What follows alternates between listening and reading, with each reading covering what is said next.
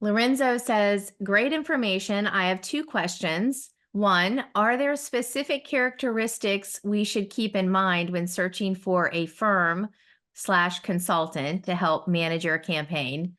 I thought you would never ask, Lorenzo. And number two, what information should we look for specifically in the results of a feasibility study? Friends, let me tell you an old joke about consulting. A consultant borrows your watch to tell you what time it is and then keeps your watch. Most consultants that you would hire, if you pay them for 4 months, you will get their body of work. You will get their complete body of work. And then they will resell you the same information that you already received. We do not believe nonprofits can afford consultants. What we believe is a nonprofit can afford, especially if we even raise money in advance to underwrite the first 6 months of your Major Gifts ramp-up campaign. Remember, you are cost neutral right after the awareness event on any of the monies that you spent. So 6 months, you're cost neutral. By the ask event, you're cost positive by a factor of 10. And when you get into chapters 10, 11, and 12, you're exponentially cost positive.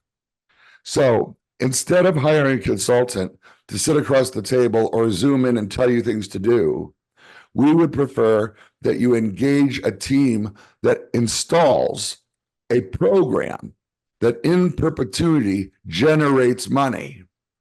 And in the case of our team, we go shoulder to shoulder, face mask to face mask. We go in the field and we model making the ask. If you were so privileged to allow us to MC your awareness event, we get to make that big ask at the event of the awareness event. And if you're so blessed, and we're so blessed that you allow us to MC your ask event, we've got that tally thing down. And it's kind of like having a game show at the end of the banquet. It is so exciting. You know, a consultant will tell you that you have to establish a campaign cabinet.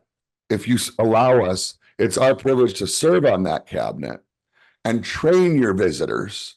So imagine working with a firm where you're actually adding a veteran staff member, telling a person how to make the ask, or teaching them how to train a campaign cabinet.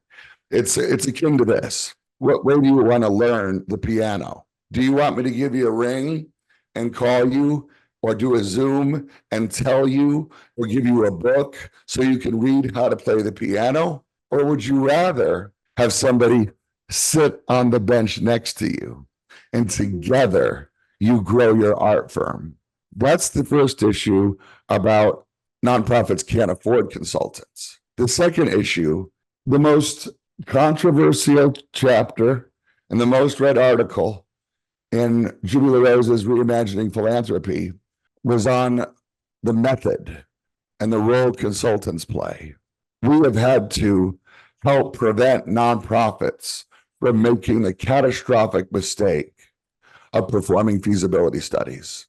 If you are a hospital with 10,000 grateful patients and 500 people who are capable of making a 7-figure gift, there may be some merit in interviewing your top individuals. If you're a college with 100 years of alumni, there may be some merit in doing a feasibility study. But in both cases, hospitals or colleges, you shouldn't be hiring a third party to do it. You get the right campaign co-chair and you have those conversations individually.